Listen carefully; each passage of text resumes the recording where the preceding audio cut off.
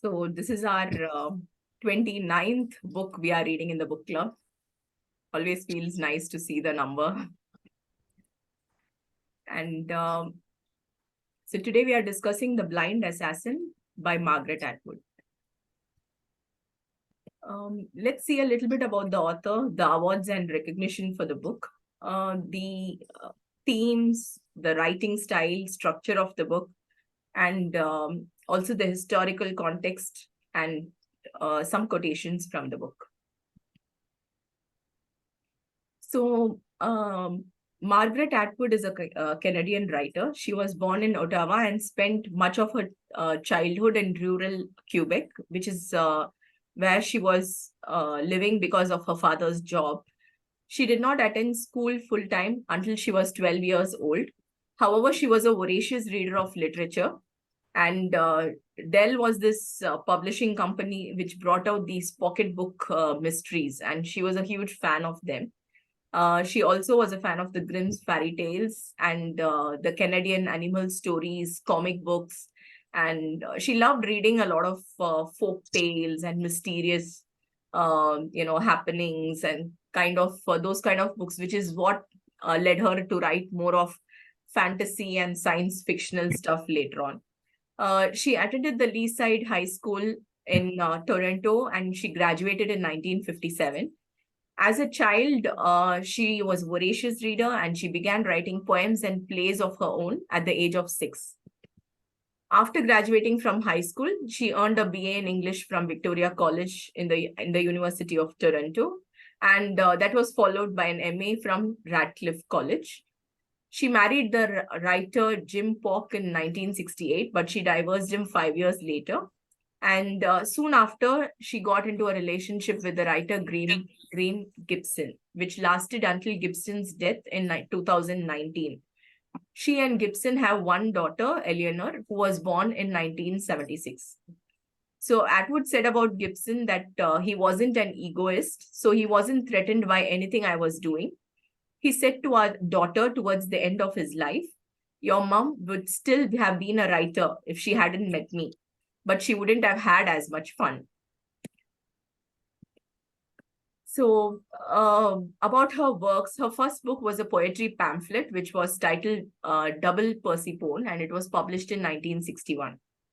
Throughout the 60s, 70s, and 80s, Atwood taught at various universities while she was writing. Some of her most famous books were published in the 80s, including The Handmaid's Tale in 85 and Cat's Eye in 88. The popularity of The Handmaid's Tale is one of the main reasons for Atwood's global fame. In 2019, she published a sequel to The Handmaid's Tale entitled The Testaments, and that was a joint winner of the Booker Prize that year.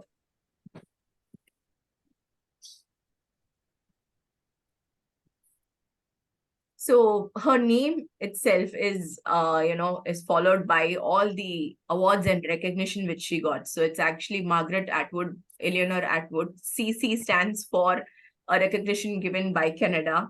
OONT is from the Organization of Ontario, something, I'm not sure of the whole thing. And FRSC and FRSL. FRSL is the Royal Society of Literature. So many of these institutions have, honored her, and those are the various surnames, the various names which have added behind her name. So since 1961, she has published 18 books of poetry, 18 novels, 11 books of non-fiction, 9 collections of short fiction, 8 children's books, 2 graphic novels, and a number of small press editions of both poetry and fiction.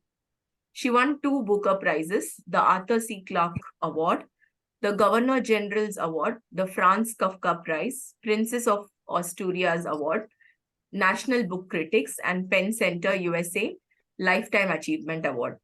A number of her works have been adapted for film and television. However, surprisingly, one of the main ones, The Blind Assassin, has not been adapted to the screen. I think it's quite a difficult one to adapt to. Atwood is the founder of the Griffin Poetry Prize and the Writers' Trust of Canada. She's also a senior fellow of Massey College, Toronto. Another interesting thing about her is that she is also an inventor. She's an inventor of this device, which is called as a long pen device, and associated technologies that facilitate remote robotic writing of documents. So basically, this long pen device is one that she devised because she would love signing, attending, bookstores, visiting bookstores and signing books for others. However, as she grew old and everything, she found it more difficult to go. So she invented this device by which she could go on a video call into the bookstore, interact directly with the reader, and there was a connectivity of some robotic device in the bookstore which would be connected to her computer or her laptop. And as she wrote in the at home, as she wrote the reader's name dedicated to whatever and put her signature, it was being done in the bookstore by the robotic arm too at the same time. So exactly what she was writing in her same handwriting was being written by the robotic arm on the other side as she interacts with the reader on video. So this was an invention by her. It hasn't been a very great success, but yes, it's been there, and slowly it's catching on and many people are using it. So The Blind Assassin is her 10th novel. It received critical acclaim and it won both the Booker Prize and the Hammett Prize in 2000. It was nominated for the Governor General's Award in 2000, Orange Prize for Fiction, and the International Dublin Literary Award in 2002. Just a second. In 2001, Atwood was inducted into Canada's Walk of Fame. The Times magazine named The Blind Assassin as the best novel of 2000 and included it in its list of the 100 greatest English language novels since 1923. As of 2019, The Blind Assassin is Atwood's second highest selling novel after The Handmaid's Tale, having sold over 500,000 copies of hardcover and paperback combined. Sales of the novel jumped tenfold in 2000 after receiving the Booker Prize. The historical context of Blind Assassin is that in the book, it's a historical novel. So in the book, some major events of Canadian history are covered. One of them is the On to Ottawa trek, and the other one is the 1934 Communist rally at Maple Leaf Greens. Other events which happened are the growth of industrial production and mass manufacturing in Canada, World War I, the rise of communism, the Great Depression. We see the Spanish Civil War and also the World War II. Also, the book talks about subtle historical shifts, most notably relating to the changing status and the rights of women. So at the turn of the 20th century, women had little agency of their own. So anything which they owned was technically the property of either the father or the husband. And they often didn't have much choice in who they married. Also, female artists and writers like Iris often found that their work was treated dismissively. So as the book shows, things changed as a result of the feminist movements in the 60s and 70s.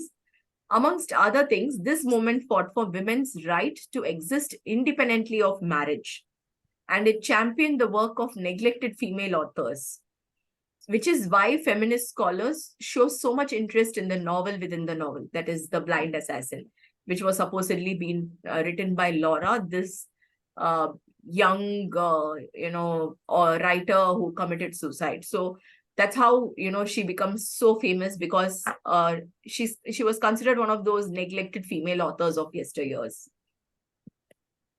So the structure of this book is called as this is a French term which is pronounced as mise en abîme, and it's a literary structure where multiple stories are placed inside one another in a repeated mirroring pattern.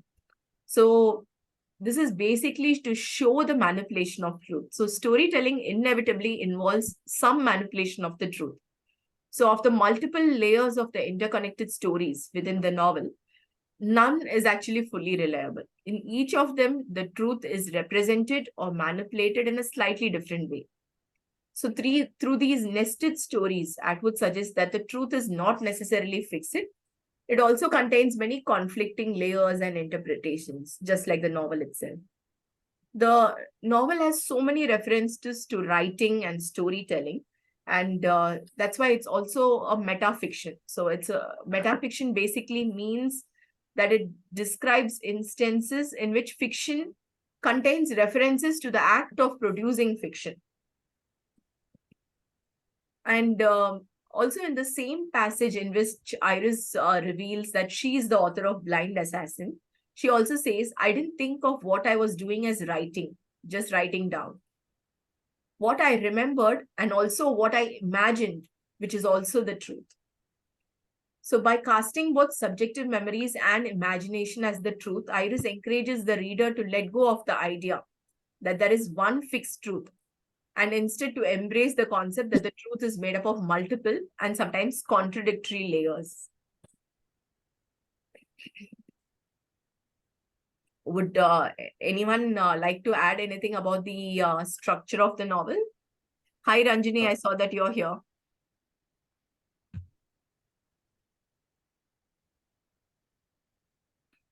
Yes, Shaman Rauji, please tell. Madam, you have said actually she has won 2 Booker Prizes. One is, what is the other one? The Testaments. Oh. Yeah, the one which is I think it's a prequel or a sequel to The Handmaid's Tale, which is the Testaments is a recent book, I think. That It's a means sequel. the It's a Booker sequel. Prize is Yeah, a it's a sequel. sequel. Booker Yeah. Prize is for these 2 books. Yeah, for The Blind Assassin and for The Testaments.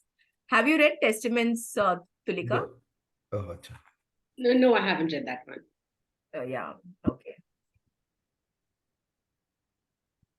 Okay. Another point was, are there any other books of this type, that means story within story within story? Are they French term which you used, Miles and Abem, this type?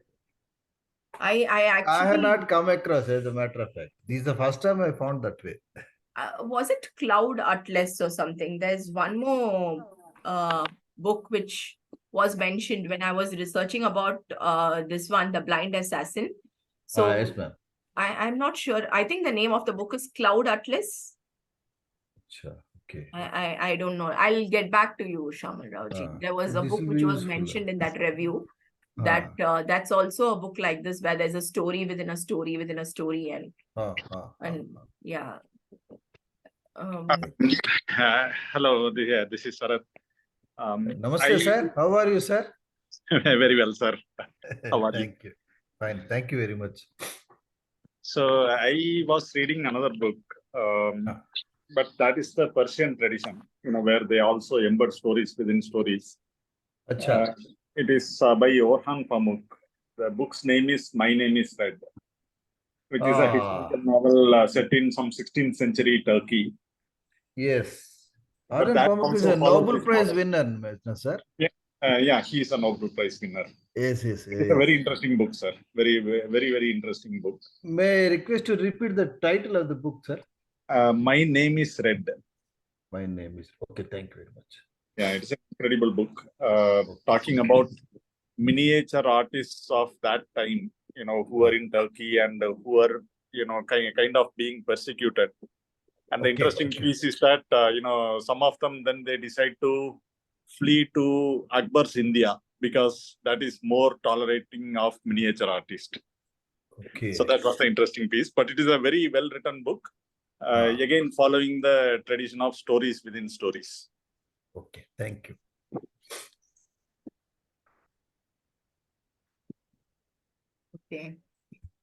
Okay, then let's continue. So one of the major themes of the book is about oppression and resistance. And so the Blind Assassin shows a society which is stricken with inequality and oppression. There's economic exploitation, social class divisions, and sexism. So while the novel's main focus is on the forms of oppression that exist in small town Canada in the 30s and 40s, where most of the narrative is set, these forms of oppression are highlighted via the connection to the science fiction story composed by the unnamed man in the Iris's novel, The Blind Assassin. So in this story, which is set in a city called Sakil Non. I'm not sure if I'm pronouncing it right. On a planet named Zycron, there are two classes: the Ignigrods, who are smallholders, serfs, and slaves, and the elite Snilfards. So, the oppression and exploitation on Sakil Non may initially appear more extreme than anything that exists on Earth. However, through interspersing stories of Zycron with the main narrative, Atwood suggests there are actually more similarities than one might initially assume. So the novel's exploration of oppression is rather bleak, and the acts of resistance that take place within it are almost all squashed. So ultimately, Atwood argues that while the will to resist is difficult to squash entirely, it is rarely possible to overpower the larger and more powerful forces of oppression. So the novel also hints at the similarities between this science fictional world and the pre-war Canada. So, for example, the fact that the enslaved Ignirod children make carpets is significant, as in the main narrative, both Norval, that is their father, and Richard, Iris's husband, build their wealth by owning factories in the textile industry. So, furthermore, in both the societies, the upper class women are subject to particular codes of behavior that do not apply to the lower castes. So, for example, the Snifflefard women, for example, cover their faces, while it is illegal for Ignirods to do the same. Meanwhile, Iris finds that after she marries Richard, she experiences increased scrutiny over her behavior, and she feels pressured to follow some unstated rules as to what she can and can't do. Walking around Toronto, she thinks, in theory, I could go wherever I liked. In practice, there were invisible barriers. So the similarities between Canada and Sakil Non make sense, given that the man who writes the science fiction story is a radical leftist. So the man emphasizes that the Ignirods want to rebel, but like Iris and Laura, these aliens struggle to overcome the powerful forces which are oppressing them. They are resentful of their lot in life, but conceal this with a pretense of stupidity. So once in a while, they would stage a revolt, which would then be ruthlessly suppressed. So while the desire to resist may be an inevitable result of oppression, the novel suggests that the suppression of resistance is an even greater guarantee. The other important theme of the novel is the impossibility of achieving an objective truth. So again, this is a French word which is pronounced as Roma et clé, meaning that it represents another true story, but it can only be understood with the correct key or frame of interpretation. So for much of the narrative then, the reader is led to believe that it tells the story of the upper class Laura's affair with Communist Union organizer and science fiction writer Alex Thomas. However, it is eventually revealed that this interpretation is wrong, and the novel is actually the story of Iris's extramarital affair with Alex. The fluidity of truth, both factual at its core, yet full of fictional abstractions and published under a false name. So the blind assassin symbolizes the futility and impossibility of searching for a singular objective reality. I also felt that one more place where this, I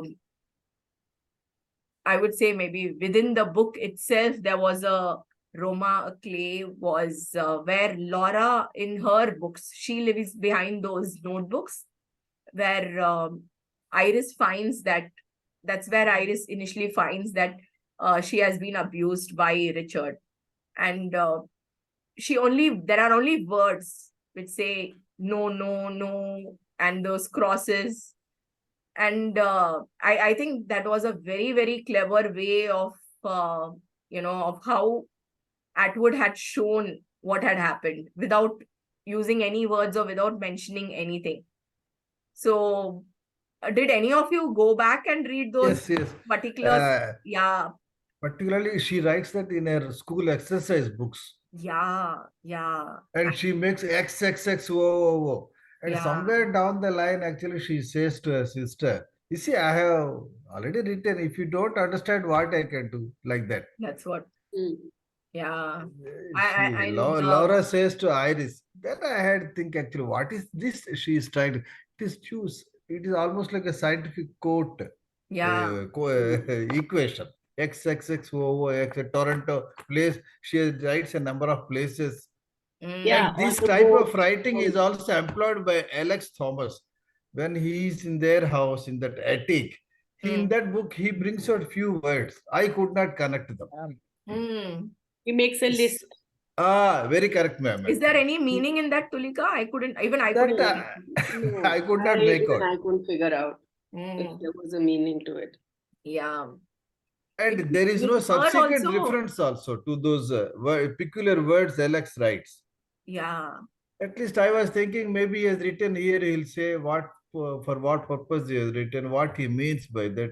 Any cross reference, that also I could not trace. And I thought maybe I might have missed it somewhere. Let me see, attempt again yeah, or discuss. I thought like yeah.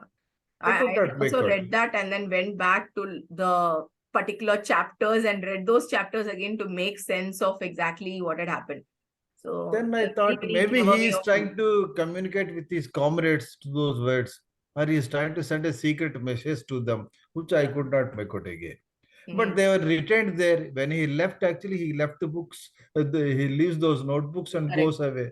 Mm, That I thought it's a loose end, as yeah. far as I was concerned. I understood. Mm. The other one was the other symbolism we could probably say was the place, the Sekilnon, and all that happens in the science fiction story. It was symbolic of the reality uh, of society. So it symbolizes the horrors and the violence which are inherent in human society. So Sekilnon is brutally hierarchical, oppressive, and a violent place. So at first it might seem as if it's completely separate from the human world. After all, it's part of an invented alien planet with its own language, religion, caste, cultural practices, etc., which have no direct translation to societies on Earth. Even the woman, keeps saying that, she keeps objecting that the city and the story you say is too violent, and she believes that it's more horrifying than the reality of life on Earth. However, over the course of the narrative, it becomes clear that the women's objections are more rooted in the naivety that has resulted from the sheltered life she's led as an upper class daughter of a manufacturer and later the wife of an even wealthier manufacturer. So the truth is that all the horrors that take place on Sekilnon actually do correspond to what exists in human society, even if this connection is obscured by the science fiction setting. The slavery, racism, violence, rape, labor exploitation, and murder that take place over there are all part of human history too. Indeed, the connection between Zyklon and Earth is solidified when the man explains that in the world of the story, humans are descended from Zyklonites, meaning that the beings who live in Sekilnon are not aliens, but human. So, in this sense, Sekilnon represents the violence and brutality that is integral part of human existence. Yet it also reflects how people can deny the reality of this brutality due to their own ignorance and naivety. I had some quotes from the blind assassin. Maybe before that, okay, let's finish the quotes and then we'll have our discussion then. I thought the entire book was filled with so many remarkable quotes. I've just chosen a few over here. I can't say Laura didn't write a word. Technically, that's accurate, but in another sense, what Laura would have called the spiritual sense, you could say she was my collaborator. The real author was neither one of us. A fist is more than the sum of its fingers. Also, this is where Iris describes that her grandmother, Adelia, who died even before she was born, actually, in a way, brought her up. So she says, Laura and I were brought up by her. We grew up inside her house, that is to say, inside her conception of herself and inside her conception of who we ought to be, but weren't. As she was dead by then, we couldn't argue. She seems very young in the picture, too young, though she hadn't considered herself too young at the time. He's smiling too. The whiteness of his teeth shows up like a scratched match flaring. But he's holding up his hand as if to fend off in play, or else to protect himself from the camera, from the person who must be there taking the picture, or else to protect himself from those in the future who might be looking at him, through the square lighted window of glazed paper, as if to protect himself from her, as if to protect her. The photo has been cut. A third of it has been cut off. In the lower left corner, there's a hand, scissored off at the wrist, resting on the grass. It's the hand of the other one, the one who is always in the picture, whether seen or not. The hand that will set things down. I look back over what I've written and I know it's wrong, not because of what I've set down, but because of what I've omitted. What isn't there has a presence, like the absence of light. You want the truth, of course. You want me to put two and two together. But 2 and 2 doesn't necessarily get you the truth. But it's too good to be true, said Will. It must be a trap. It may even be some devilish mind device of the Zenorians to keep us from being in the war. It's paradise, but we can't get out of it. And anything you can't get out of is hell. But this isn't hell, it's happiness, said one of the peach women who was materializing from the branch of a nearby tree. There's nowhere to go from here. Relax, enjoy yourselves, you'll get used to it. And that's the end of the story. That's it, she says. You're going to keep those two men cooped up in there forever? I did what you wanted. You wanted happiness. Happiness is a garden walled with glass. There's no way in or out.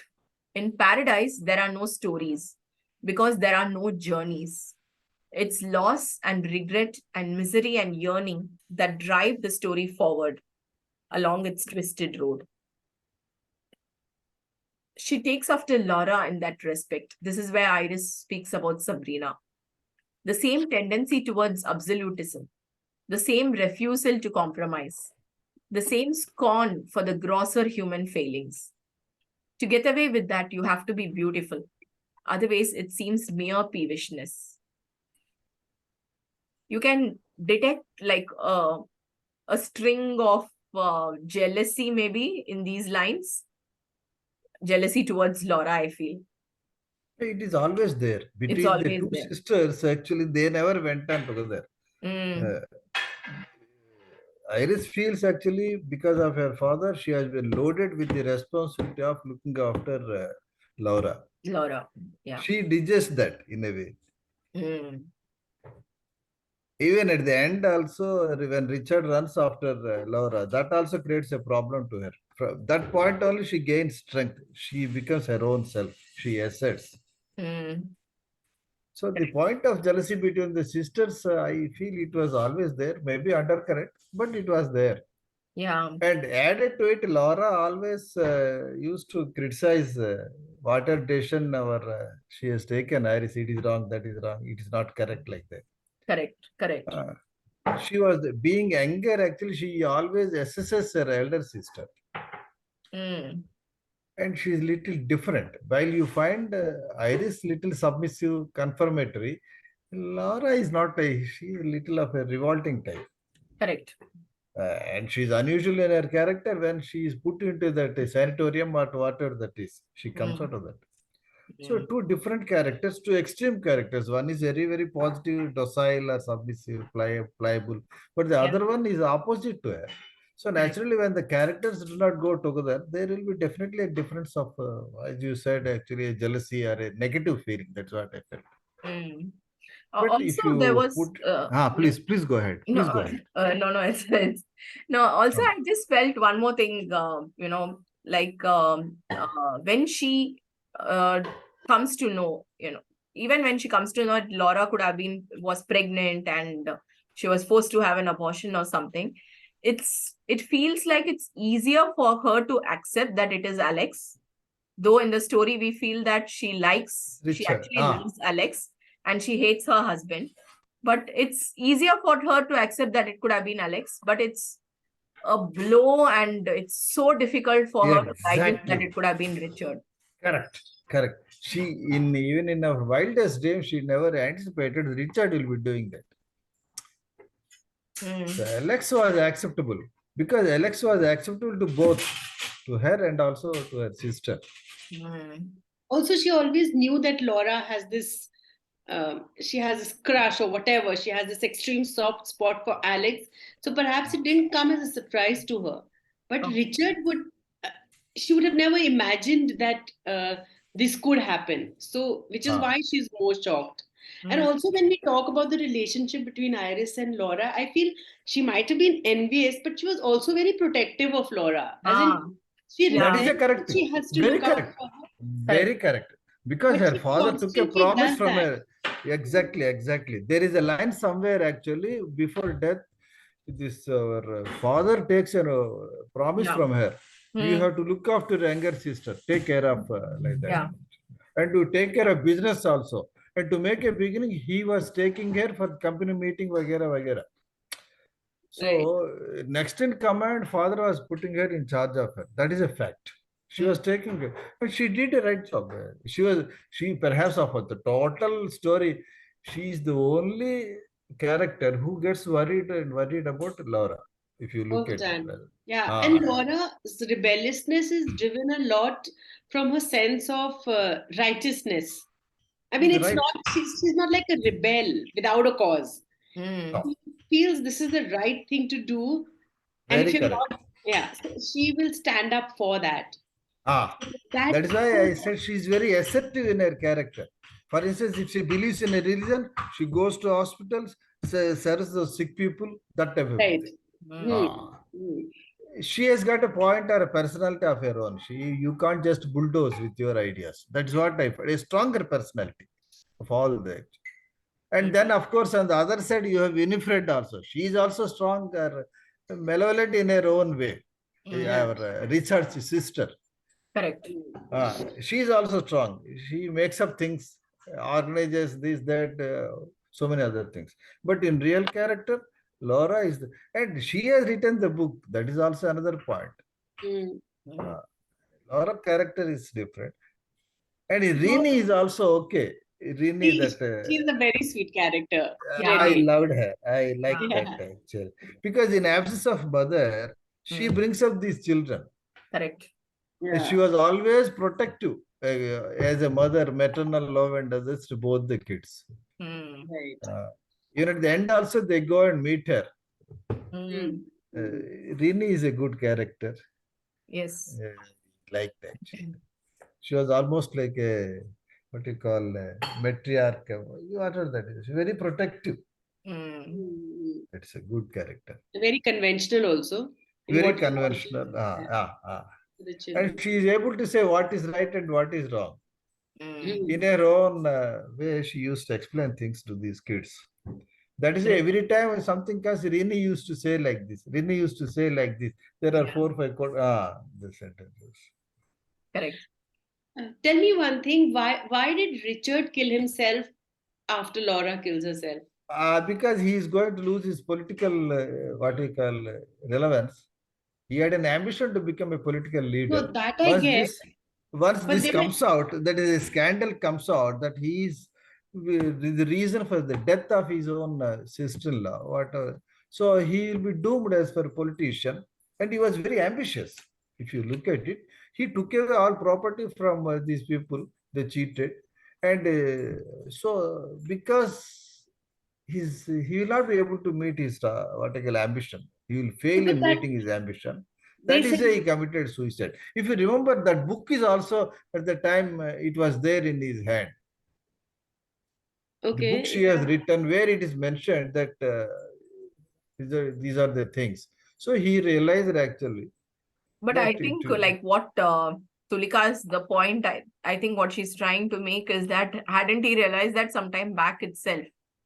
Yeah, that. And it's never said that the scandal happens because it says that they kind of make it look like Laura has had an accident, right? And nobody knows about this except Iris. And why would Iris say anything? So Why one would of the things I read was that the same kind of thing about why he dies, why he commits suicide. I read from the book, what we get from Blind Assassin is that he lost his career, political career. But Yeah. another place I read was where it was mentioned he understands that Laura had a relationship with Alex Thomas, and that breaks his heart, and that's why he commits You mean to say he suicide. actually liked Laura? Yeah, That is difficult to that's believe. how Winifred puts it, right? That he was he likes For me, Laura. I don't think he is such an emotional personality. Exactly. Yeah. Because that Not fellow at is all he's a emotional. cutthroat man. He took Correct. away property, he took away wealth, he took away things. Absolutely. He's more of materialistic in his nature. I had a different feeling when I initially read Please. it, when my thoughts were, could it have been that he realized it wasn't Laura and Iris was the person? Could that be a reason why that he commits suicide? I Or don't think even that would have driven him to He suicide. was not that considerate He towards didn't care Iris also. about He was not. anybody. would He it used upset her as him an enough item of. to He know? used Would her it as an upset him item of. enough to know the child was not his? I don't think so. Even then, no, right? He was more into political ambition, become a career politician, become something else. Mm. I think Or a big, and he has his own changing secretaries every time. Those things are yeah. there. That is a separate thing. So I don't think he's that an emotional personality. He will not be driven by Laura or these people. He has his own personal ambition to fulfill. That's all. I And think since as he could long as not. nobody came to know, he wouldn't care. You are very correct, actually. If it is concealed well, he would have Yeah. proceeded already, Correct. progress in his life. He would have been very happy to do that. But because it has come out and he can't defend his own stand, so he has to go for it. Yeah, For that, when every time he was scheming, let us put there was an accident, you say this, you don't say this, I will handle. And similarly, when he puts her in the sanatorium or hospital water, that he said, I will handle, these are the community. So I don't think he's an emotional. He's a very practical, what you call, cheat type of thing. Correct. it was a very tragic story, right? I kept somehow hoping that the granddaughter would come. Some little, Sabrina, yeah, some happiness at the end, but yeah, Enough case. that did not happen. nothing happened. Yeah. No, nothing happened. It's Somewhere I read actually someone was trying to draw a parallel between 1984, we just read, and then this book. Did you find anything in it? George Orwell's 1984, we saw this book, Blind Assassin by Atwood. Not really. no, I don't feel there's anything. So, they said the past that matters here. Because the what I call it, Iris speaks of her whole story, past she goes on repeating, and on the other side, past gets eliminated. It is removed completely. So two extremes. Somewhere I read actually toward the 1984 versus Blind Assassin by Atwood. I was thinking, what can be the strange comparison? Yeah. Of course, past is a common denominator there and here. Where once past is completely eliminated, everything is new, everything is fresh. Here she lives in past only, Iris.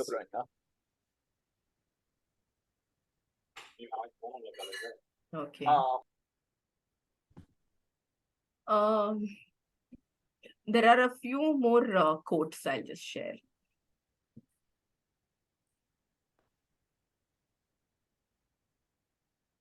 Hello. Please. Okay. So the only way you can write the truth is to assume that what you set down will never be read, not by any other person and not even by yourself at some later date. Otherwise, you begin excusing yourself. You must see the writing as emerging as a long scroll of ink from the index finger of your right hand. You must see your left hand erasing it. Impossible, of course. So this is where she would romanticize Adelia. I would gaze out of the window at night over the lawns and the moon-silvered beds of ornamentals and see her trailing wistfully through the grounds in a white lace tea gown. I gave her a languorous, world-weary, faintly mocking smile. Soon I added a lover. She would meet this lover outside the conservatory, which by that time was neglected. My father had no interest in steam-heated orange trees, but I restored it in my mind, and it supplied it with hothouse flowers. In reality, the chances of Adelia having had a lover were nil. The town was too small, its morals too provincial. She had too far to fall. She wasn't a fool. Also, she had no money of her own. When you're young, you think everything you do is disposable. You move from now to now, crumpling time up in your hands, tossing it away. You're your own speeding car. You think you can get rid of things and people too, leave them behind. You don't yet know about the habit they have of coming back. Time in dreams is frozen. You can never get away from where you've been. Farewells can be shattering, but returns are surely worse. Solid flesh can never live up to the bright shadow cast by its absence. Time and distance blur the edges. Then suddenly the beloved has arrived, and it's noon with its merciless light, and every spot and pore and wrinkle and bristle stands clear. Beautiful. So beautifully written, I felt. Yeah. I have also taken 2 or 3. I should put it later. Yeah. I didn't do it in repetition. The best way of keeping a secret is to pretend there isn't one. So this is my most favorite quote. I wanted to keep this for the last. So if you knew what was going to happen, if you knew everything that was going to happen next, if you knew in advance the consequences of your own actions, you would be doomed. You'd be ruined as God. You'd be a stone. You'd never eat or drink or laugh or get out of bed in the morning. You'd never love anyone ever again. You'd never dare to. Yes. Well said, yeah.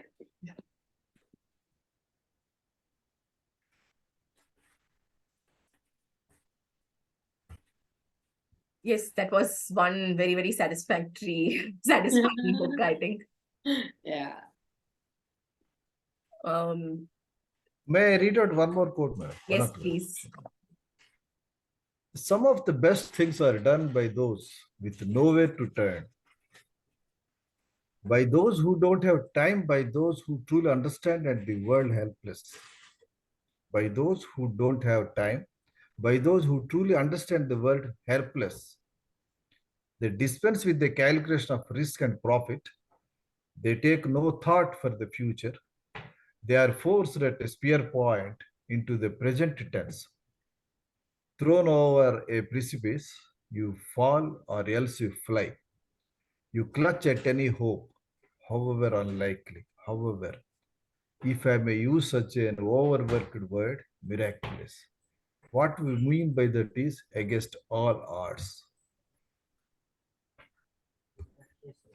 And since you brought out that nature, actually, one description I liked. The season is turning on its hinges. The earth swings farther from the light. Under the roadside bushes, the paper, trash of summer drifts like an omen of snow.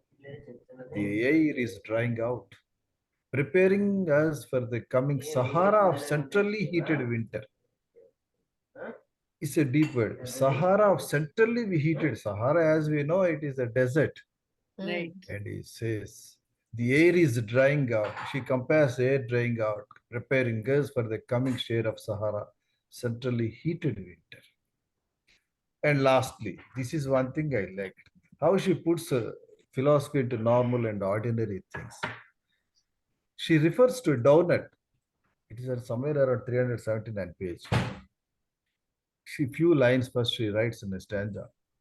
As you rumble on through life, brother, whatever be your goal, keep your eye upon the donut and not upon the hole. Yeah, I remember this one. This really is good. And she explains that a paradox, the donut hole, empty space once, but now they have learned to market even that. Minus quantity, nothing rendered edible. I wondered if they might be used metaphorically, of course. to demonstrate the existence of God. Does naming a sphere of nothingness transmute it into being? This is a beautiful girl, from ordinary to extraordinary. Correct. That I really like, the depth which she handles. As you rumble on through life, brother, whatever be your goal, keep your eyes upon the donut and not upon the hole. It's a beautiful quote. Yes. And last, I could not stop myself, please. Why bother about the end of the world? It is the end of the world every day for someone. Time rages and rises, and when it reaches the level of your eyes, you drown. There's poetry in her book. That's what I'm saying. Correct. There's Yeah. poetry. Particularly, I felt it with Boris Pasternak few lines, and this book I felt particularly. She handles with a lot of aplomb, with deftness, the words. Mm. And The first concluding it, 100 pages also, though it was difficult to read and didn't make difficult. sense. It was challenging. Yeah. But even then, the writing was very good, even in those first 100 pages. I had to read again. Yeah. Because it was almost what you call, I found it difficult where it takes me. Yeah. Yeah, I was there's- just reading without understanding much of it. Correct. What is Correct. happening? I just on and on and on. And then it started making sense after so long. And Correct.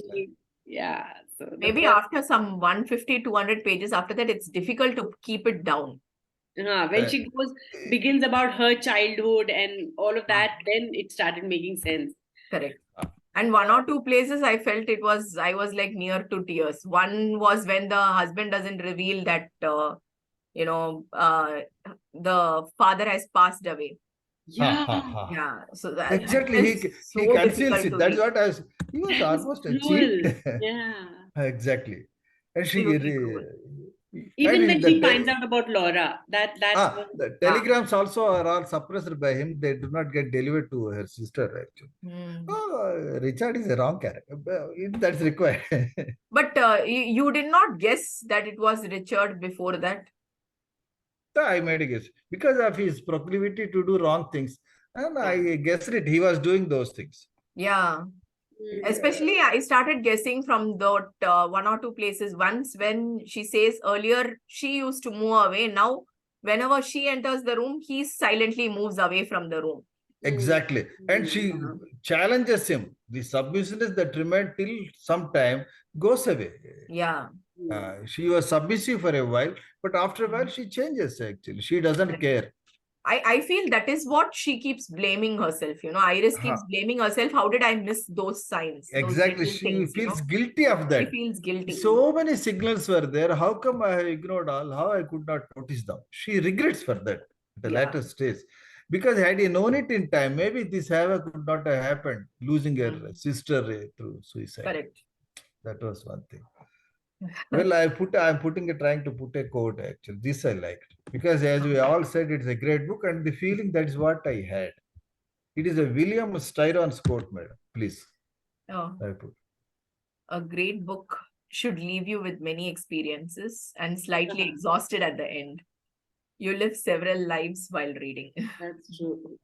I felt exhausted. That's why I thought of quoting this, putting this. Very, very beautiful quote.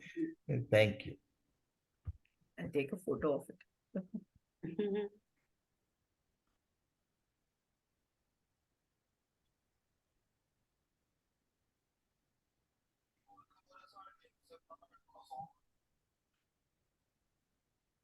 Yeah. So really nice. And have we decided what is the next book to read? It is for you to suggest. Madam. Shall we then go ahead with the unbearable lightness of being Milan Kundera? I have voted for it, Milan Kundera. What do you say, Tulika? Is it okay? Archana, I haven't seen the book, so I'll read the synopsis and then. Okay. Even I don't know much about the book. I have just come across a few quotes from the book in different places, and they sounded very lovely. But apart from that, I have no idea about the book too. About this one, The Unbearable Lightness? Yeah, even I have not much idea about the book, except some people who have read it and who talk about it very highly. So I think Suchi voted for Anita Desai. She messaged me. Okay. No, she said, I think I will vote for Anita Desai. She's still thinking. Okay. That the other one, the small things like these, Ah, I would just suggest anyone to just pick it up and read because it's that one hardly also. like a couple of hours Yeah, to read that it. one also she said either that one Ah. or Anita Desai. I don't know. Actually, this Milan Kundera I have because I read about this book in another book in Yeah. an Elif Shafak book. I think Bastard of Istanbul, and they keep quoting the book. So I got it Yes. thinking that I will read it, and then I never got around to reading it. I loved The Bastard of Istanbul. Yeah, I love that book. I Loved the really book. loved it. Yeah. Yeah. So yeah, they keep talking about this book. And Exactly. you know, like there are a couple of another friend who's very voracious reader. So he also absolutely loves this book. So he keeps on talking about it. And I came across a lot of quotes. So I had long back itself, I think it was one of the rejects in our polls. Okay. So, Okay. yeah. Okay, then. So we'll take another day then. Let's decide Yeah, over this yeah. weekend and finalize by maybe Monday morning. I'll put up a post with whatever gets the maximum votes. And Yep. And We'll yeah, do that. Archana, it's Ranjini. Sorry, Hi, I've been. Ranjini. How are you? I actually called you out in between. I thought maybe you. Yeah, I was in and out. I joined late, so I was feeling odd. I've been traveling or recovering from my travels. So, what were the other choices for your next read? One was there's this book called Small Things Like These. I think her name is Claire Keegan, who's written it. So it's only a 83-page book. Oh, And okay. it's supposedly it was shortlisted for the Booker and all. It's supposedly a very good read. I have anyway been wanting to read it. So that one. The other three were rejects from our previous polls. So one was Clear Light of the Day, Anita Desai, then Unbearable Lightness of Being, Milan Kundera, and The Big Sleep, Raymond Chandler. Oh. The Big Sleep also, I think, is supposedly a very, very interesting and a gripping read. It's a detective fiction, right? One of those classic detective fictions, I think. That would be interesting. We haven't done one since we did Agatha Christie Yeah, long back. correct. I think Unbearable Lightness of Being is one of those. If like since you are reading classics, I think it would be. But if you've had kids who've had that to read in school, and then you hear it from your teenage child's point of view, I wouldn't pick up the book. Or I would be like, why are schools suggesting children to read these books again? Yeah, So exactly. that's true. That That's true category. with all the books. So everything All the is schools do that. yeah, all the schools do that. All the books are extremely like Handmaid's Tale is one of the IB recommendations. The other one is Mouse. The other one is my son has this one, Dearly, is this collection of poems by Atwood. That's also, most of the poems are depressing. Dearly is the poem she wrote for her husband after he died of dementia. So it's either grief, depressing, or abuse, and all these collection of. Yeah, my daughter had this Milan Kundera, and she had Great Gatsby. They had an Outsiders, and I, because I've not been a student of literature, I'm just like one middling reader, whatever. When I would be like, what is this book about? And then she would tell me in her teenage understanding of it. I'm like, why are they making you read these books? And I'm never reading it. Correct. I think I also do have Unbearable Lightness of Being. I just love the title. I think the title is great. So there's just curiosity about that. But yeah, maybe if you pick that, I'll give it a shot. Yeah. Sometimes I feel, but how we take to a book is very different from how they take to it, because for them it's their lesson and they hate that. For us, it's but now I'm at a point in my life where even if I'm watching a TV show which doesn't agree with me at this point in my life, whether it's like I don't watch violence anymore, I don't watch gore anymore, because I'm like, life's short, it's okay if I don't read the classics, if I do not finish a book that I don't like, just because that's everyone's always there. reading. Definitely. Yeah, but I do love the fact how you guys discuss, and I really love the quotes that you shared. Yeah. How many pages was this Blind Assassin? The big one. Nearly 600, I think, right? Wow. Yeah. But it didn't feel like 600, Ranjini. But Definitely. you said 100 pages, you didn't understand what was happening. So that's like 15%. the No, 100 it pages is, didn't understand, I won't say. It felt very weird and different because three different stories were going on at the same time. So all the three, so you can think of it like the first 30 pages of a story. Sometimes you still need to get your handle over it, right? So three different stories, 100 pages. That's what you can think of it like. And does Atwood write only this spec fiction? Is this the only genre she writes? All of her books are speculative fiction. Is it Mm, true? I don't know, I would say even her speculative fiction like Handmaid's Tale also feels so close to reality. It's not like a Well, that's why it is speculative fiction, right? It's not Yeah. science fiction outright. So Yeah. I remember her explaining the difference between the two. Couple of years ago for the Singapore Writers Festival, I think during COVID, they Hmm. had everyone online Yeah. because one was coming. So Atwood was one of the guests. So I remember attending that session on Zoom. Hmm. And I don't know if in that she explained, but I heard it through her own words. Yeah. But she looks great for whatever age she is. She just Yeah. looks fantastic. She always says she doesn't like to her books being called as science fiction. Yeah. So Yeah. she makes that difference. Yeah. And she doesn't like the words that contemporary, literary, and all that stuff. So she says it's social realism and speculative fiction, and she's got some terminologies too. No, but she sounds like a very smart woman, She like is. and She is. very, very ahead of her times in terms of feminism. Yeah. How old is she now? 90? 80 maybe, at least. Yeah, late 80s, I think. Yeah. That's great. Yeah. And she's not American, she's Canadian. Canadian. Yeah. She's a Canadian. Yeah. Anyway, nice. I'm glad I joined today. Yeah. Thank you. Very, very smart writing. Anytime you have a chance of giving it a shot, do read it. Do check it out, Janjani. Right now, I'll tell you a book I read last week on audio. It was only 4 hours, which means it's probably only 150 pages. I think it was one of the smartest novels, like especially if you're writing fiction. Definitely read this book called My Name is Lucy Barton. Oh, I've read it. I love it. That's it. As few words as possible. How much Yeah. can you say about how Yeah, many yeah. things? I think that's I love it's a book for her. writers, not just for readers. I love Yeah. all her books. I the other one also I've read. What's the name of that? I'm just unable to. Oh, William is her new one, but she has others. Before that, She has before more that in the was- Lucy Barton series, I guess. Yeah. There's one more with Lucy itself. Yeah. But this is my first one by her, I think. And she was also interviewed by the NLB for the Read Fest last month. Oh, I okay. attended her talk also. She sounds very, very genuine. Yeah, she's an older American lady, but yeah, very, very down to earth. She's like, I don't know how to answer this question. Like questions that readers ask, right? Or other writers ask. But yeah. Anyway, always good to talk about good books. Thank you. Thank you.